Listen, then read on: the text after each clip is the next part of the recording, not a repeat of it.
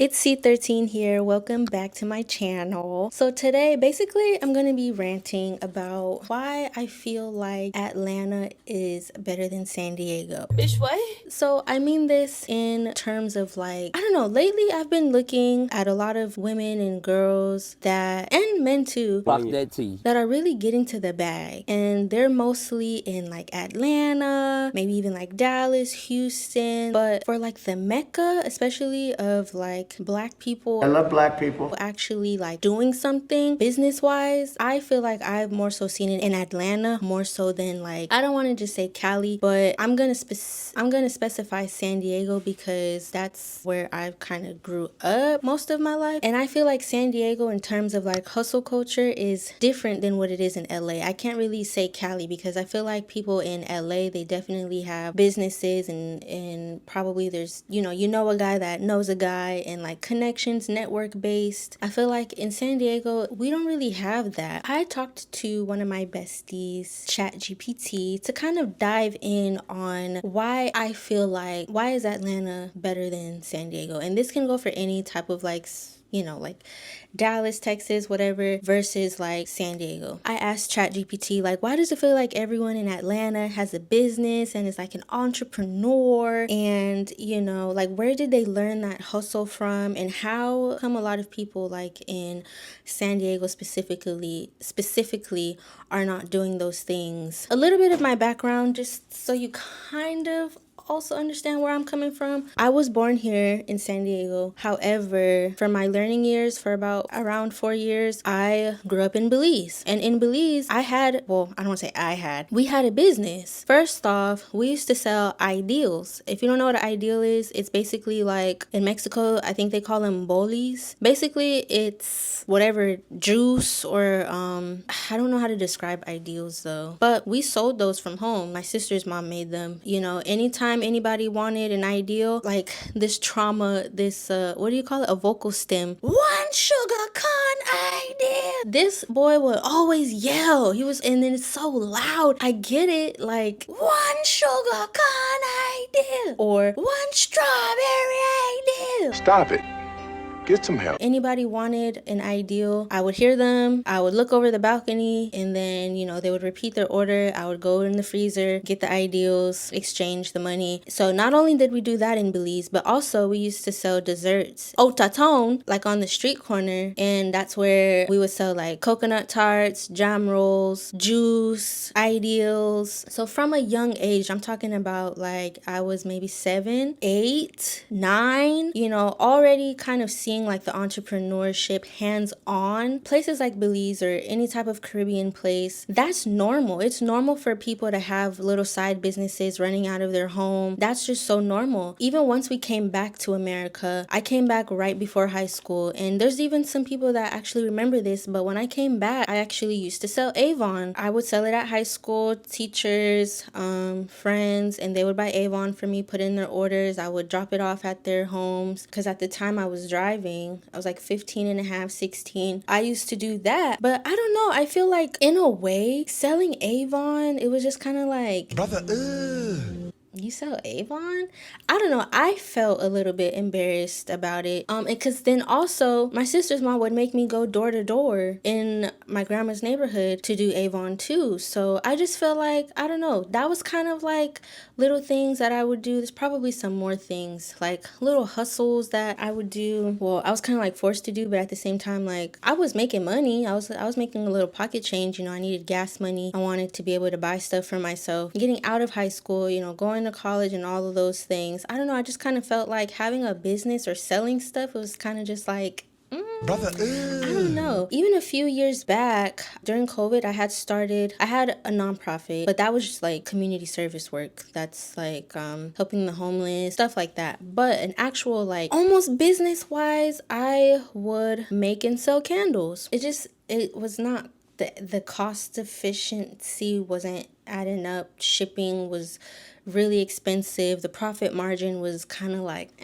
compared to like how many sales I would do. I was like a vendor. I would go to vendor events and stuff like that, and I would make money, like don't get me wrong, but it was just like it was coming to a point where like not only supplies, shipping, but then the cost of the website. Like I needed to make sure that I made enough for like the domain, the host website, the shipping, printing add-on that I had. But yeah, so that's just kind of like my background in terms of like hustle culture. Now I'm trying to figure out, with being an artist, much of you guys know there's not a lot of money that is in music. So streaming the song, like that helps and all, but just keep in mind that we only make like 0.001% of a penny every stream. So like if you're not streaming the song, then it's just like there's not really much money in streaming. Now where the real money comes in for like being an artist is selling merch. Merch is a big thing. I am 50-50 about like, because people say, oh, touring is where you make the money, but then I hear some other people, they're like, oh, touring you don't make a lot of money. So if you're an artist and you have knowledge or experience, please comment below, share your thoughts, share your tips or whatever when it comes to like touring and making money and stuff like that. But yeah, that's kind of like where I'm at right now, like trying to get on my merch stuff, because you know making music is expensive, especially compared to the ROI. And it's like, oh well, then just stop making music. You're a dummy, bitch. No, I like making music. It's my passion. It makes me happy.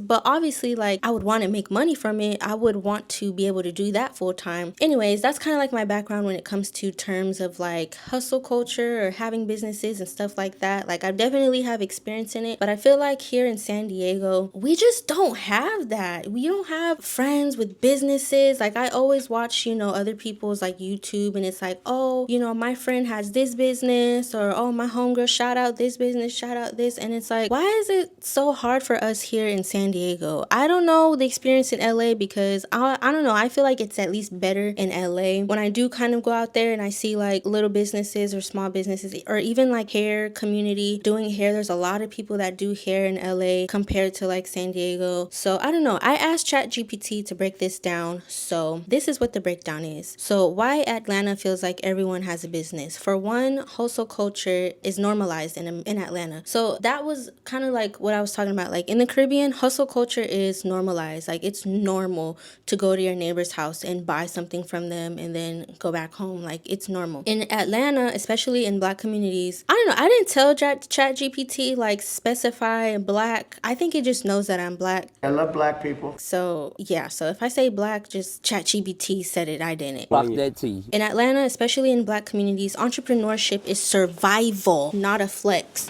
So that's kind of interesting. Like, I guess out there, it's like you have to have a business. Like out here, having a business, for us, it would be like a flex. Like, oh, you have a business? Oh, wow. No. Oh, you have a coffee shop? Oh my God. Oh, you have, oh, wow.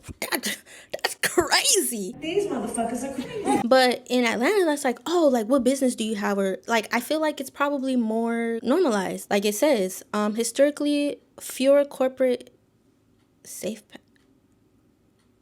I don't know what the fuck. People learned early, if I don't create something, I'm stuck. Kids grew up seeing parents with side hustles, uncles with barbershops, cousins doing hair, lashes, studios, trucks, clothing brands. So starting a business feels normal, not risky. And then it says in San Diego, the model is get a good job, enjoy life, don't rock the boat. It's totally two different mindsets. I mean, definitely when people think of San Diego, they think of, oh yeah, the waves, the beaches, tacos. That's very chill vibes that San Diego kind of gets. We don't get like, yeah, make money. But if you ain't talking about no money, then you ain't talking about no shunning. It's just, I guess it's just the town. And then it says Atlanta is cheaper and more forgiving to fail, which is huge according to ChatGPT. So in Atlanta, there's lower rent, especially historically. I don't really know how much rent is in Atlanta. If you live in Atlanta, how much is rent? I'm not talking about like a high-rise studio penthouse. Like, come on now. Very demure. How much is like a regular 1-2 bedroom apartment, you know, nothing too fabulous, just like basic, you know, a young adult or something of the sort. Compared to San Diego, compared to Cali, yes, I'm assuming Atlanta is cheaper. It's easier to start small and you can fail, regroup, and try again. Whereas in San Diego, rent is insane. Failure equals homelessness, stress. Ah, the ghetto! If you miss one paycheck and you can't pay your rent, Good luck, Charlie. you're stressed out. How are you gonna live? How are you gonna survive? Everything's expensive. Who's gonna help you? Shit, I don't even know. Like, I can't even tell you that. People cling to stability because the margin for error is tiny. Yeah, you don't have no error to fail. And this is why when it comes to like talking about being single, right? This is kind of a tangent. But like I have some friends that are like, oh, why don't you find a new job? Or why don't you do this? Why don't you do that? Because if the math is not mathing, if I have to, let's say for example, if I'm not happy at my current job, right? People are like, well, look for something else. Look for, even if you have to take a pay cut. Huh? What? I need my money. You ain't talking about no money and you ain't talking about no shun. I pay all the bills by myself. I have to pay my rent. I have to pay my car payment. I have to pay electricity, Cox. I have to pay my phone bill. Like, I have to buy groceries and everything is expensive. Like, I can't just dilly-dally. Waking up in the morning, thinking about so many things. I just wish things would get better. Out here in San Diego, like, I have to have backup plans. I have to have savings. If you can manage to have a savings after paying for everything. Gas is expensive. When survival costs are high, risk tolerance goes down. When survival costs are high, so I can't tolerate risk and I need to work. I need my job. If I can't pay a bill, oh no, it's gonna mess up your credit. Oh no, you might get evicted. And it's just like, it's hard to come up. It's hard to get back on your feet out here, especially in San Diego and Cali, because housing here is terrible. If you can even find somewhere that's open, you're gonna be paying at least like maybe on the cheaper side, maybe 18, average side 25, 23. And that's just for like a studio or one bedroom. Like, it's very expensive out here. We don't have time to like, oh, well, if this fails, I'll just stay at so-and-so's house and, I'll do hair on the side until I get back on my feet. No. Another point that ChatGPT made is Atlanta has visible Black success stories. Atlanta constantly shows someone who looks like me did it. Independent success outside corporate America. So you see a lot of people, which is what I see like on Instagram and TikTok, that a lot of people are successful without going to get a degree and, getting a corporate job and whatnot. And even when I do see people that have these degrees, it's like, well, they do content creation on the side, and sometimes a lot of the time they quit the corporate job and then they go to full-time content creating. I mean, I see it on social media. So when you think of Atlanta, you think like music executives, producers, salon owners making $200K plus, event promoters, real estate hustlers. That visibility plants belief. San Diego is more tech, biotech, military, healthcare, which is industries that reward credentials, not hustle creativity. And this is funny. So I actually just came from this restaurant here in San Diego with my friend, and we actually met two Black girls. They were behind us and we were just kind of like, oh, like, are you from here? Because we were at the restaurant waiting in line and we were just like, we've never been there before. So we were trying to figure out if they have been there before. And they were like, oh no, we're not from here. And automatically the question is going to be like, oh, are you military? Because we have a lot of military out here. And she was like, no, like, I'm an engineer, biotech. And I was like, oh, biotech. I don't even know what biotech is, but when I had read this earlier and then I was like, biotech, what the heck is that? And then for her to say like, oh yeah, biotech, I'm just like, what is that? And why can't I get it out here? What is that? But yeah, but it's true. Like, everybody out here is either military or they're trying to get into nursing. There's some type of engineer. We have some of the best schools out here in San Diego. We have UCSD, SDSU. Silicon Valley is not too far. It's still in Cali. So everything is like engineering based, coding, biotech, whatever that is. It's really hard to get your hair done out here. And if you're going to get your hair done, it's going to cost a few hundred. We don't really know know too many. I think the nails, like, we're starting to get more nail techs out here. We're starting to kind of get people that do lashes out here. It's not like popping like how it is in Atlanta and stuff like that. Or I even think in LA, it's not as big as LA. Another point, Atlanta teaches selling, not just skills. Atlanta folks are taught early how to talk, how to promote, how to network, how to package themselves. Even if the business isn't perfect, which we constantly see people in Atlanta, oh, this celebrity opened up a restaurant over here. This person opened up whatever over here. Then you get, oh, I don't like that. You see the reviews like, oh, their food was this, the food was that. But they're still like successful, you know? Like even if the customer service is not all the way, or even if the food is mid, they still know how to like package themselves and promote and do things that they need to do in order to try to keep their business stay afloat. In California, well, in SD specifically, has talent. We have a lot of talent, but people wait to be perfect. People are quieter, which is what I was saying selling Avon. Like I was pretty shy about it. I wasn't just like, oh yeah, if you need Avon, hit me up. You know, that was not me. I was kind of like, hey.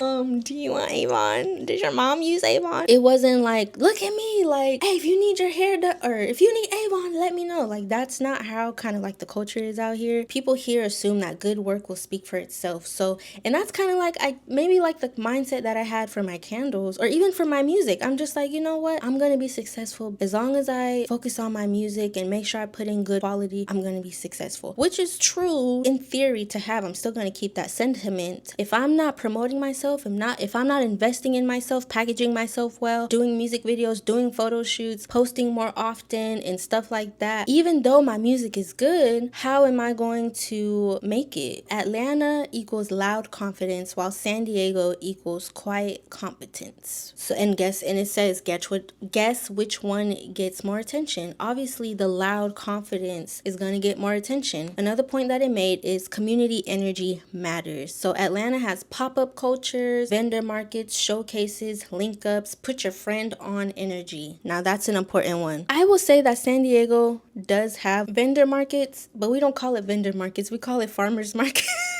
That's where Sally Mae brings in her peanut butter, her natural peanut butter, and John Doe brings in his tea. Jaquan brings his sea moss from Dr. Sabi. But yeah, we have farmers markets, showcases. We do have some showcases out here. I just personally, and I don't know what do they mean by showcases. In terms of like music, we do have like some event planners or events that do music and stuff like that, like put on shows and stuff, and like open mics and stuff like that. We have that. It's just not as apparent. Link ups here and there. We have link ups. Sometimes I tried out Black Woman SD link up. What other link ups? There's some link ups out here, but you might know one or two. San Diego is more clicky, slowed. What?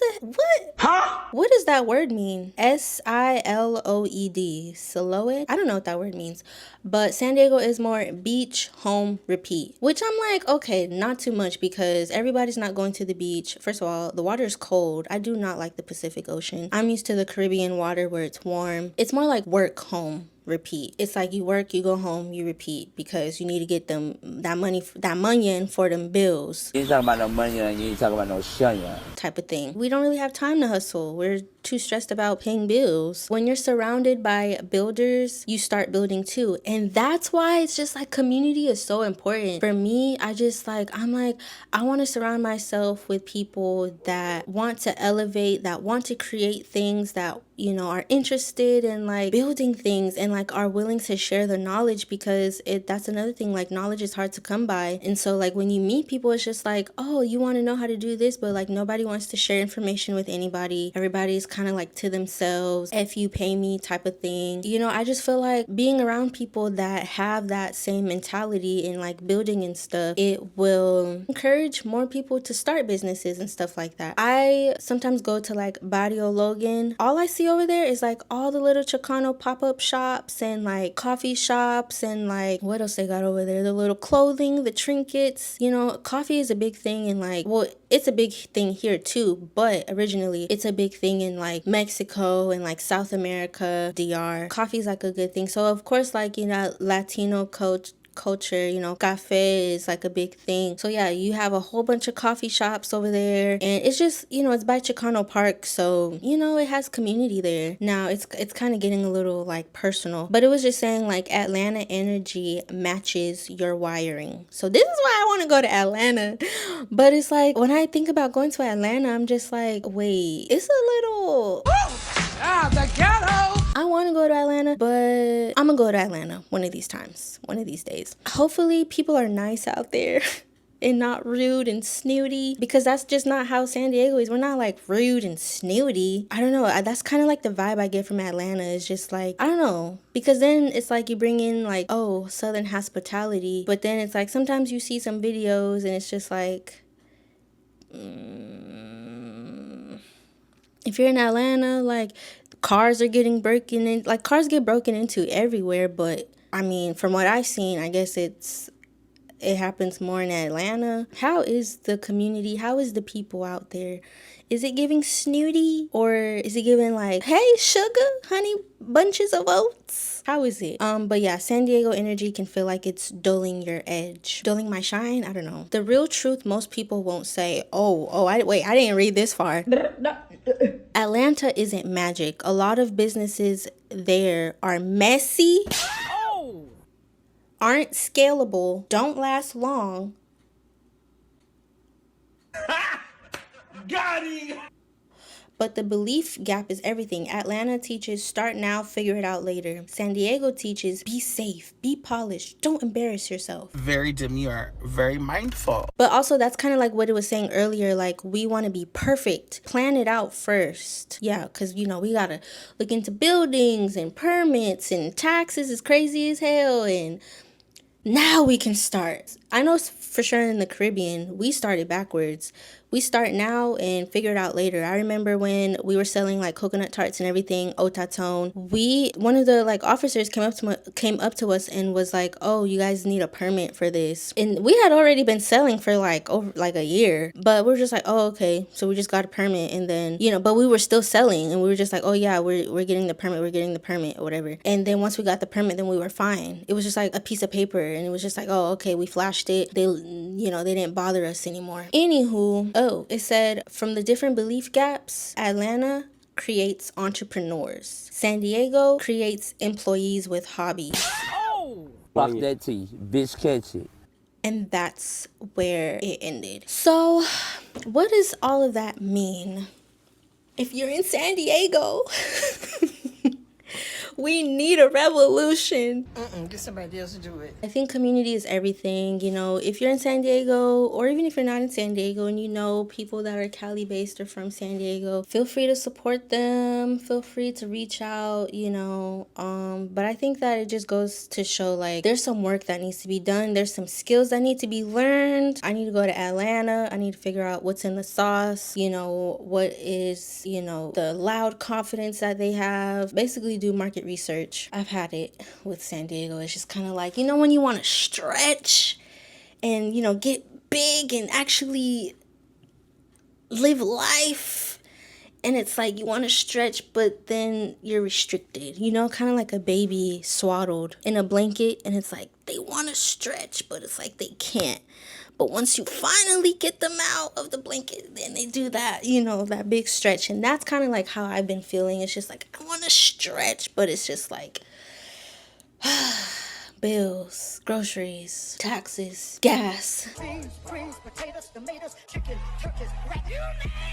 But comment below. Let's have a discussion below about these things. If you're an entrepreneur, if you're a business owner in San Diego, like where were you raised? What ethics or characteristics, when it comes to getting licenses and this, like, do you just start now, figure it out later?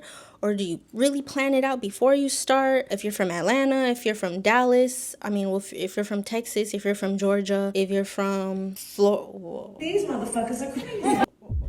I don't know about Florida. I don't really know about y'all over there. I don't know. Shit, I don't even know. But yeah, let's just have a discussion below because I need to get to the bottom of this. All right, so I'll catch you on the next video.